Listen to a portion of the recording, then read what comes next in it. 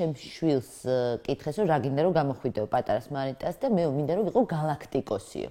ხო და ეს galaktikosი რა არის? ყველაფერი მინდაო ვიყო. უცებ ისე გამეხარდა, იმიტომ რომ მივხვდი რომ მე ვარ galaktikosი. მიმუშავია ფაქტობრივად ნებისმიერ ადგილას. ვიტრინაც გამიფორმებია, ჭურჭლის მრეცხავათაც მიმუშავია. ჩემი სიხარული არასოდეს არ არის 100%-იანი. სულ მახსოვს რომ უზარმაზარი ტვირთი ადევს ჩემს ოჯახს ხრებზე. ყველაფერი ერთხელ უნდა დასრულდეს, იმიტომ რომ ეს არ შეიძლება დაუსრულებლად ეგეთი შავი სიზმარი ხო ფხიზდებით ერთხელ და მგონია რომ ერდილასაც გავეღვიძებ და ეს შავი სიზმარი დამთავრებული იქნება. ძალიან მიჭირს ლაპარაკი, იმიტომ ძალიან დიდი სინამდვილეში ცდილობს რომ გავიღიმო და რაღაც ვეცადო რომ კარგ ხასიათზე ვიყო თქო ვერ ვიტყვი, იმიტომ რომ უბრალოდ ვერ ხარ ადამიანი ამ დროს კარგ ხასიათზე ვერ ასოს, არ არსებობს. მაგრამ ვცდილობიანი ვარ უბრალოდ და ვცდილობ რომ გავიღიმო. ჩვენ ახლა თქვენ სადაც ხართ, ეს არის ბაბუა ჩემს დატოვებული სახლში. მე ცენტრში 1 კვადრატულიც არ მაქვს. საერთოდ არც ერთი არსად, არც ერთ ბინაში არც 1 კვადრატული არ მაქვს საერთოდ. მაგრამ იმ რემონტში მარტო იმიტომ კი არ ვცხოვრობ, ახლა ყველა ადამიანს აქვს რაღაცის შესვლის საშუალება. მე არაფერი არ შემიძლია, როგორც დაგვიტოვა ბაბუა ჩემს ესე.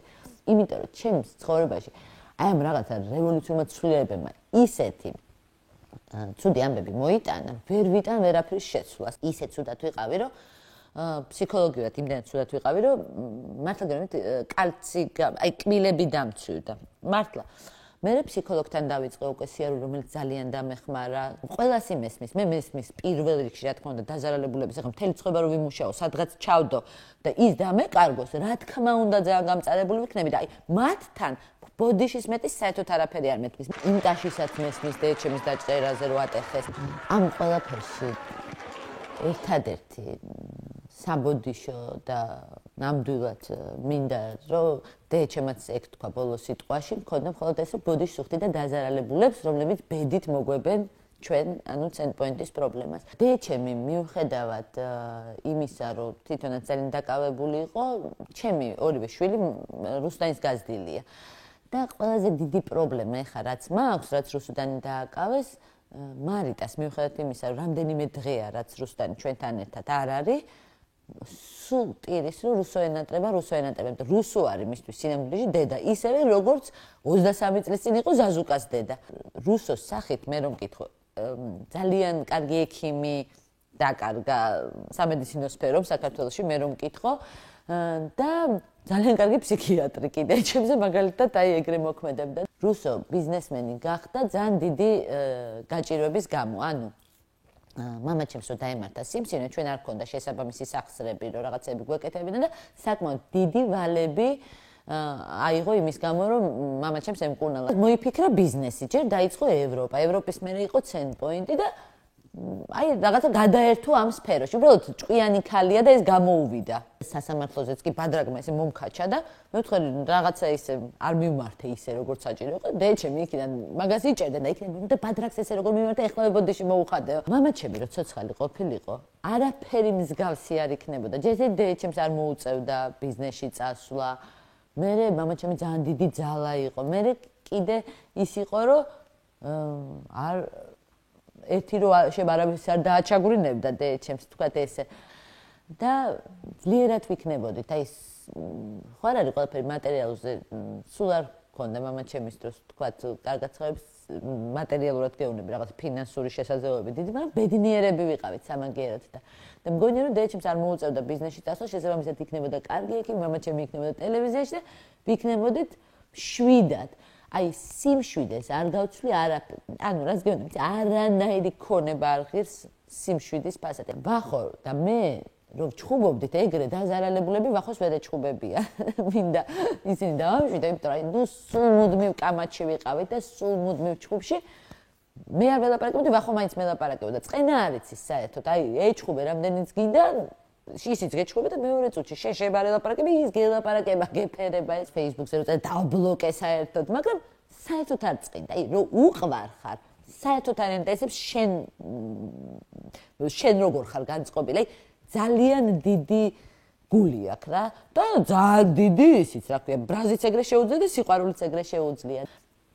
ვახოს სულ ყველა მეკითხება რომ როგორ მივიდა იქამდე საქმე რომ ადამიანს აღმოაჩნდა რომ უკვე ისეთი დიაგნოზი აქვს რომელიც მკურნალობას აღარ ექვემდებარება ხო იმიტომ არც უფიქრია თავის თავზე თვითონ ზურგით ტკიო და მუცელით ტკიო და მაგრამ არ ფიქრობდა იმიტომ რომ მისახედი ყავდა მაია რუსუდანი გუკა ესენი ციხეში ჩვენ ყავდით მისახედი ამიტომ არ უფიქრე რომ თვითონ შეება რამე ტკივე და უბრალოდ ერთ დღესაც მოწყდა და როდესაც გასინჯეს უკვე ისეთი ჯანმრთელობის მდგომარეობა ნახეს რომელიც ვეღარ განიკურნება უბრალოდ ანუ კარგად ვეღარ იქნება დიდი ბოდიში მინდა ვახოს მოუხადო ყველა იმ ცოდის რაღაც ემოციების გამო თუ მისთვის რაღაცა მიმიცია იმიტომ რომ მაგას ვჩაგრავდი მარტო იმიტომ რომ მაგას ვერ ეოდი ყველაზე ცოდო ამ ყველაფერში არის მაია ბებიაჩება გაზარდა იმაზე რა ქვია არ ვიცი რძეზე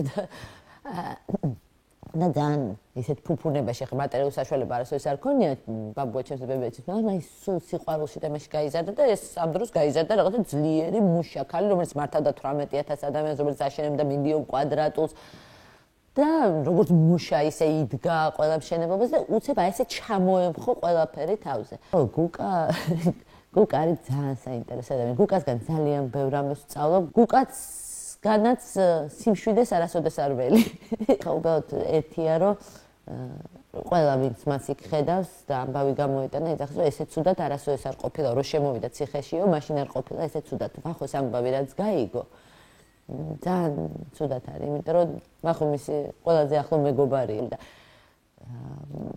გუკა ჩემზე ბევრად კარგი ბიჭია ადამიანები იმდენად კეთილები და იმდენად გვერდში მდგომები აღმოჩნდნენ რომ არაფრის აღარ მეშინია ამ ქვეყანაზე მართლა აი ზუსტად ვიცი რომ რაც არ უნდა დამემართოს ჩემ შვილებს ეყოლება პატრონი აუცილებლად ბევრად უფრო ყურადღებიანი გავხდები და ვარ ეხა გავხდი უკვე და ყველას სულ ორიენტირებული რომ აბა ვინმეს რამე ხო არ უჭირს რომ მეც იქ გავჩნდე იმიტომ რომ ისეთი ადამიანები გაჩნდნენ ჩვენ სირგულო სულ ფიქრობ რომ რა უხერხულია რომ მე მათდამი არასოდეს მსგავსი სიყვარული არასოდეს არ გამომიხატავს და არ ვიყავი ღირსი მათგან აი ესეთი თანადგომისკო და აი ესე დაგვიდგენ გვერდში ადამიანები საერთოდ უცნობები და ძალიან კარგი ნაცნობებიც და ნუ ახლა ჩემ მეგობრებზე აღარ ვსაუბრობ უბრალოდ აღმოჩნდა რომ ძალიან მე დედისერთა ვარ და სინამდვილეში აღმოჩნდა რომ ძალიან ბევრი დადა ძმა მყავს რა გინდოდა წვენებში თქო გითხარი